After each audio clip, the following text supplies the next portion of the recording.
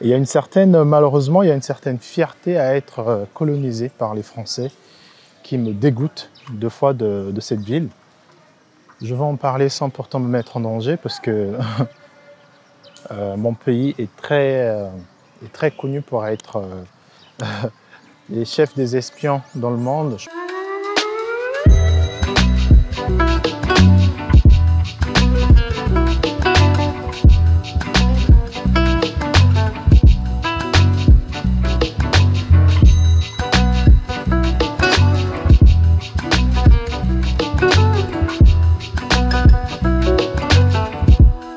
Et quand j'étais jeune, quand j'avais 3 ans, 5 ans, je venais prier ici avec mes parents.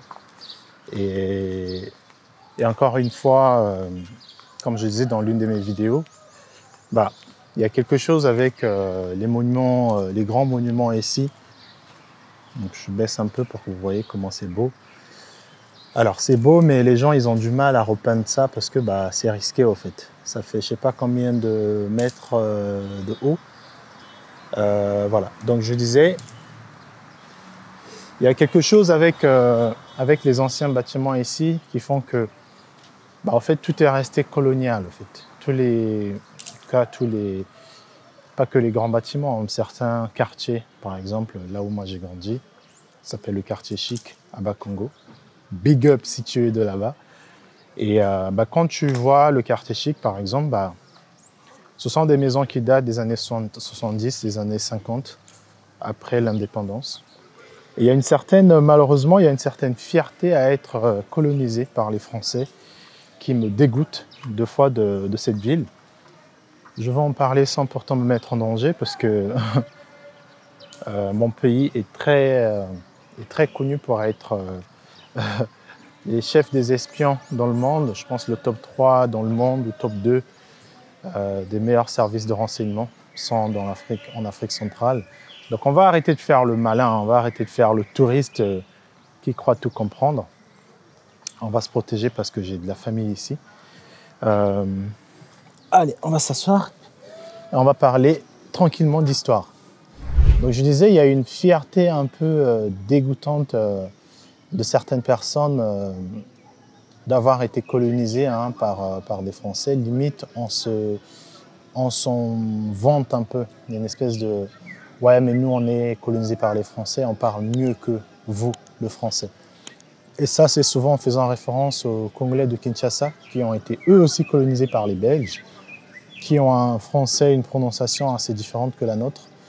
Et deux fois, je me rappelle même quand on était petit, quand on prononçait mal les mots en français, on se moquait de nous, on se disait « ouais, mais t'es Kinois ou t'es du Congo-Kinshasa ». Et donc, pourquoi je parle de ça? Parce que quand je vois certains monuments encore ici, certaines constructions, alors c'est assez nostalgique parce que tu vois un peu où tu as grandi, comment étaient les quartiers, mais je trouve ça assez dommage parce que il n'y a pas vraiment une architecture purement africaine. Et ça, c'est le cas de beaucoup de pays. Quand tu penses même le Dakar, Abidjan, il n'y a rien qui fait que Abidjan soit Abidjan et le Congo-Brazza soit le Congo-Brazza. Il y a vraiment une forme de... Tu ressens encore cette influence-là. Alors ça commence à changer, plus ou moins, tu as des constructions un peu plus modernes, mais c'est des constructions modernes qui ressemblent à quoi? Qui ressemblent un peu à l'Occident, qui ressemblent un peu aux États-Unis.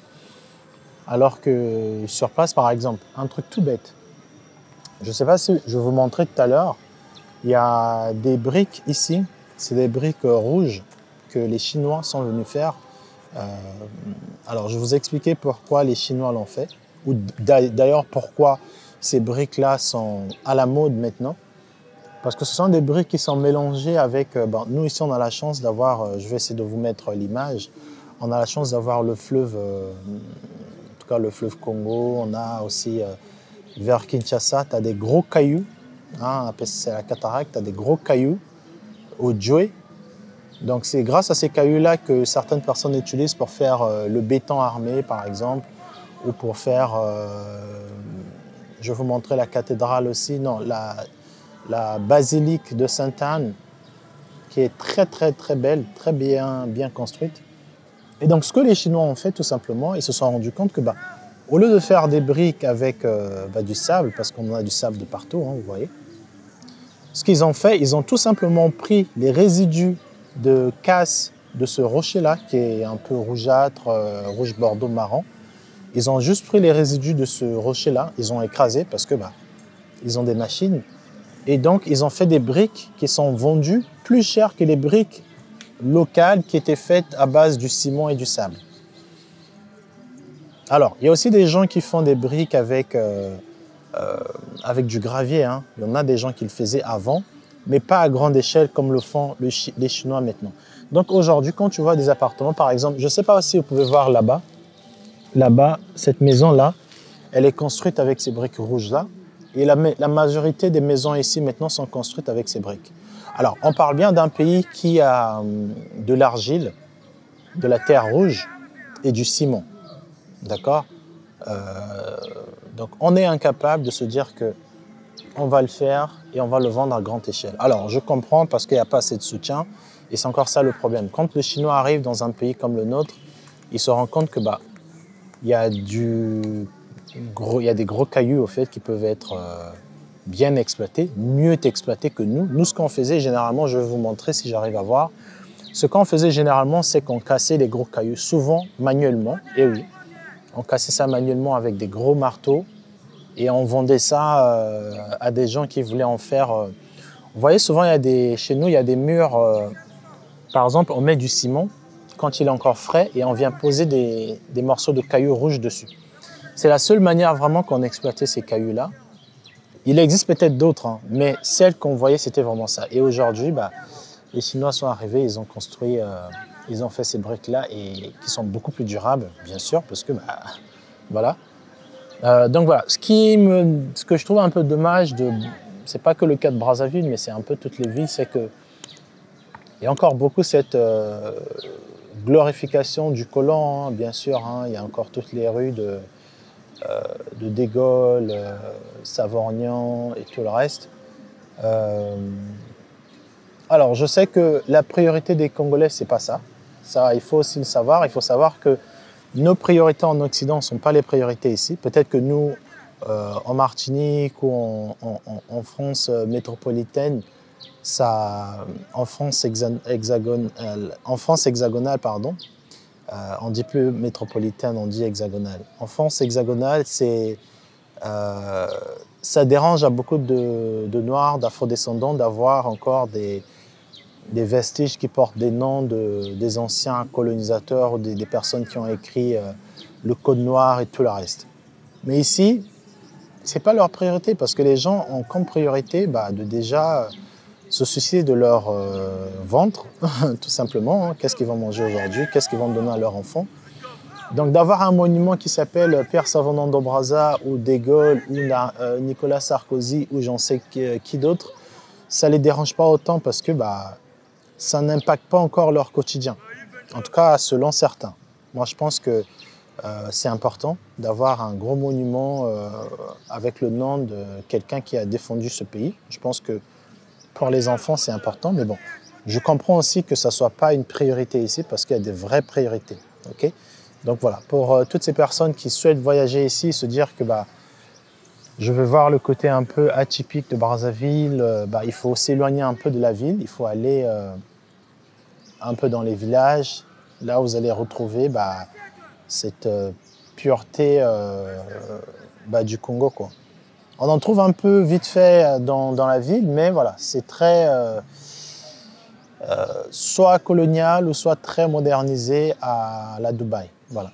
Donc après, comme je dis, je comprends. Je ne suis pas une personne qui a juste pour but de juger, de se faire des vues, parce que c'est très hype d'en parler. Mais je peux dire que ce n'est pas une priorité pour les Congolais de venir ici et d'enlever les noms de rue, Général de Gaulle et tout. Ce n'est pas leur priorité, au fait. C'est pas ce qui va nourrir leur ventre, leurs enfants. Ce n'est pas ce qui va leur permettre d'acheter des parcelles, de construire, d'investir. Ce n'est pas leur priorité. Chez nous, je pense que le fait qu'on ne se soucie jamais de notre ventre, le fait qu'on ne se soucie jamais de notre santé, on va avoir des priorités qui sont aussi importantes. Attention, je ne minimise rien. On va avoir beaucoup de priorités sur le bien-être, sur la pensée, sur l'impact de certaines représentations. Mais ici, ce n'est pas le cas. Donc voilà, encore une fois, peace and love. Je vais continuer ma visite de touriste. Bon, là, je vais rentrer dans la paroisse. Je ne veux pas trop filmer, hein, un peu de respect.